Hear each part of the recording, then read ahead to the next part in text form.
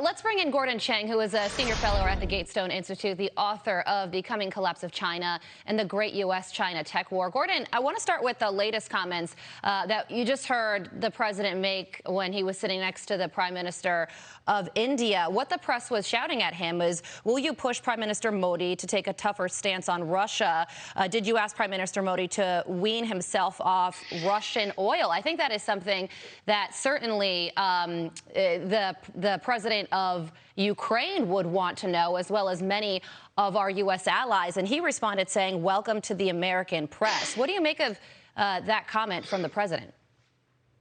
I think President Biden understands that India and Russia are very, very close. And there are two reasons for that. One of them is their traditional relationship that goes back to the Cold War. But the other thing, Carly, is that Americans don't focus on, and that is the chaotic withdrawal from Afghanistan last year severely delegitimized America's friends in New Delhi, because New Delhi was a strong supporter of the Afghan government. And that means that the pro-Russia elements in New Delhi really have become much more influential recently. So this is a result of the failure of our policy in Central Asia.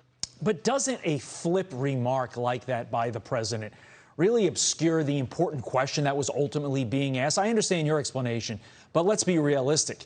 If India decouples from Russia, specifically from Russian oil, that's really going to hurt the Russian war effort and could help Ukraine in the long run, which seems to be, rightly so, what the world community wants.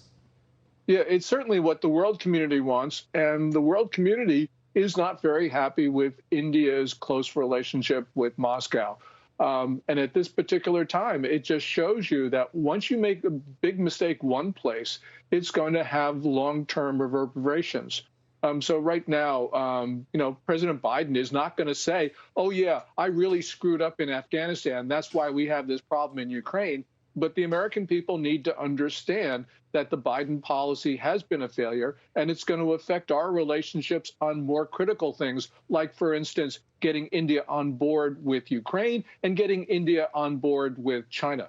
Yeah, and, he could have made that welcome to the American press comment because everybody was shouting at once and he couldn't hear the specific questions being asked. But we'll have to wait and see. Maybe he should clarify that comment. Something else that needed a lot of clarification yesterday was the fact that President Biden initially seemed to signal that the U.S. would get involved militarily if China invaded Taiwan.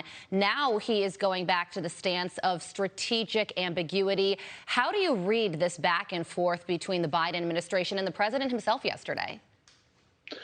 Yeah, this is amateur hour at 1600 Pennsylvania. And this actually has real world consequences, largely because the Chinese will look at this and say that the administration is incapable and irresolute.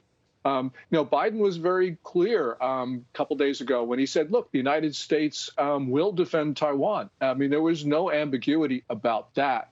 And now under pressure, you have his subordinates contradicting him, Biden now changing his tune.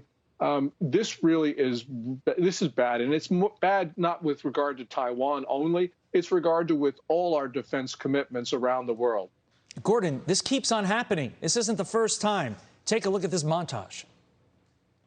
The president delivered a forceful denunciation of Vladimir Putin.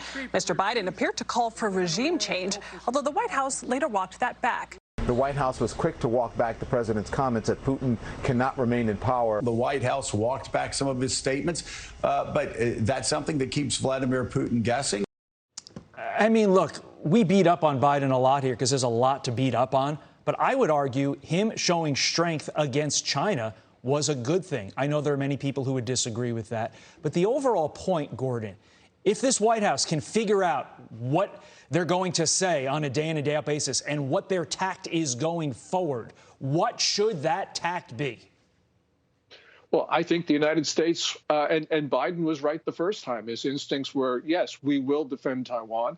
And I think his instincts were actually right on Putin, because Putin is someone who, is going to take down the international order. He's going to work with the Chinese very closely.